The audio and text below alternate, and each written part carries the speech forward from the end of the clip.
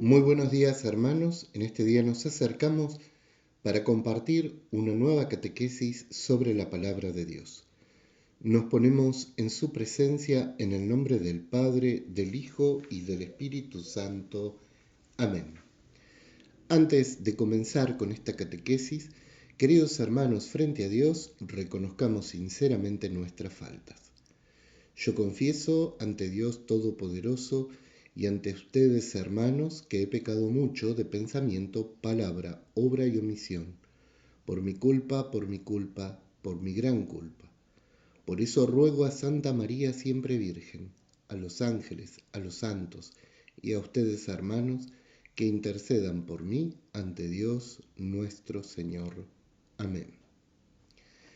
Antes de adentrarnos en la catequesis, en esta segunda catequesis bíblica, vamos a pedir que el Espíritu Santo nos ilumine. Ven Espíritu Santo, ven Espíritu de Dios, con tu don de sabiduría, de ciencia. Ven a iluminar nuestra mente con el don del conocimiento. Ayúdanos a penetrar en el misterio de la palabra, para poder conocer más profundamente el misterio de tu ser. Ven Divino Espíritu, ilumina nuestros corazones, ilumina nuestro ser, acrecenta nuestra fe para poder verdaderamente conocerte y ahondar más en el amor. Bendícenos en este día y protégenos de todo mal. Amén. Partíamos en la primera catequesis del hecho de reconocer que el amor supone el conocimiento. Si decimos amar a Dios, necesitamos conocerlo. Y a Dios lo podemos conocer a través de la experiencia que nos brinda la oración, el camino de vida de fe y de entrega, un camino de santidad, un camino de conocimiento y estudio de su palabra y de su sagrada tradición. Son como las vías privilegiadas junto con la oración para poder conocer a Dios en su misterio. Pero evidentemente es fundamental en la vida de los cristianos conocer a Dios a través de lo que Él quiso enseñarnos sobre su persona, sobre lo que Él quiso darnos a conocer a todos nosotros. Y eso lo vamos a encontrar contenido en la Sagrada Escritura. La forma en que Dios se reveló al mundo y se dio a conocer fue a través de signos, obras, hechos y palabras que fueron durante muchos años transmitidas de generación en generación. Cuando no había escritura o posibilidad de hacerlo, se contenían los gestos, las gestas de Dios para con su pueblo a través de poemas y canciones que garantizaban el recuerdo y la memoria de esos gestos y acciones. A esto se llama tradición, y es una sagrada tradición porque conserva justamente la acción de Dios para con su pueblo. En los tiempos más recientes, en las épocas de Jesús, la sagrada tradición al comienzo también fue fundamental. La iglesia incipiente de los primeros años no tenía Biblia para salir a predicar y enseñar la buena noticia del reino. Los apóstoles transmitían el acontecimiento Jesucristo, lo que habían visto, presenciado, lo que habían oído y recibido como enseñanzas del mismo Jesús. Se la repetían a todos a cuantos se acercaban a ellos a recibir la buena noticia. De esta manera, en un primer momento, todo lo referente a Jesús solo estaba contenido en la Sagrada Escritura, en la Sagrada Tradición, hasta que en un segundo momento los escritores sagrados, los hagiógrafos, fueron poniendo por escrito lo que habían recibido las enseñanzas de los apóstoles para que no se perdiera nada del acontecimiento Jesucristo. Por lo tanto, podríamos decir casi sin temor a equívocos que no habría sagrada escritura sin sagrada tradición. Ambos ambas fuentes se implican y se necesitan y se reclaman recíprocamente. La Sagrada Escritura es el segundo momento donde la sagrada tradición plasma de manera escrita toda la memoria de la acción del Señor para todos los hombres. Por eso, en la Iglesia Católica es tan importante el valor de la sagrada tradición. No acontece lo mismo con los hermanos cristianos separados. Ellos desconocieron el valor de la sagrada tradición. Sin embargo, desconocer la sagrada tradición es prácticamente desconocer el origen de la Sagrada Escritura. Por este origen que implica a una y a otra de manera recíproca y de manera que son inseparables sagrada tradición y sagrada escritura. Esto es lo primero que debemos saber.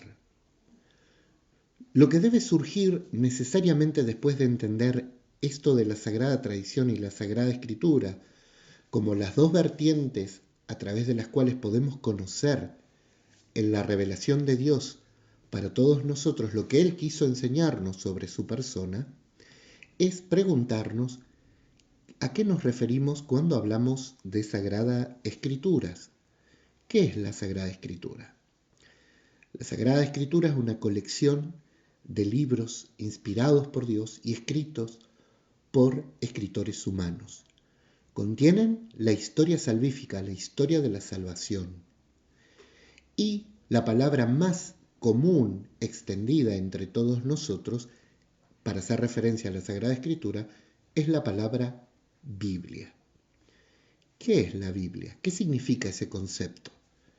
La palabra Biblia viene de un término de origen griego, biblos, que literalmente se traduce como los libros.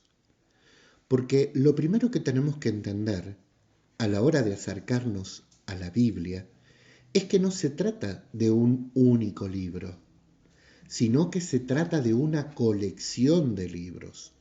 La Biblia es una colección de libros sagrados que contienen la historia de salvación, que contienen la obra y la gesta de Dios para todos los hombres, lo que Él quiso revelarnos sobre su persona en la medida en que la mentalidad humana pudo ir comprendiendo el misterio divino. Esto es lo que debemos entender. Entonces, cuando hablamos de la Biblia, hablamos de los libros que fueron escritos por distintos autores a lo largo de distintas épocas y momentos históricos. Por eso, no es un único libro, sino que es una colección de libros. La Biblia presenta dos grandes bloques que debe ser lo primero que todo cristiano debe saber.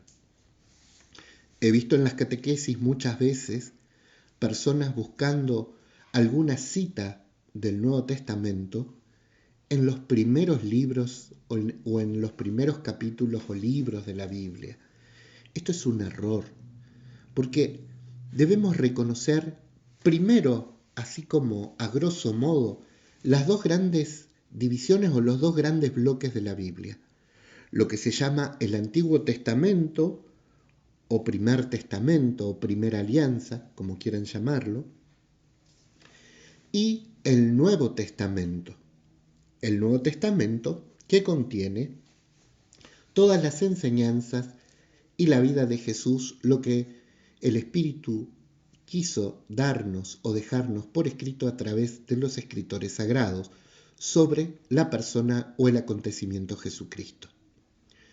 Entonces, Antiguo Testamento es toda la historia de salvación previo al acontecimiento Jesucristo. Desde los patriarcas, origen y fundación del pueblo, como Dios escoge un pueblo para sí, hasta el acontecimiento Jesucristo. A partir del acontecimiento Jesucristo, nos encontramos con la segunda parte o el segundo bloque de la Biblia, que es el Nuevo Testamento, que comienza con la encarnación muerte y resurrección de nuestro Señor Jesucristo, dándonos a conocer el misterio de Dios de manera plena. Debemos saber que Jesucristo es el culmen, el cumplimiento de todo lo anunciado en el Antiguo Testamento. Jesús es la síntesis del Antiguo Testamento y es la superación. Por eso hablamos de un Nuevo Testamento.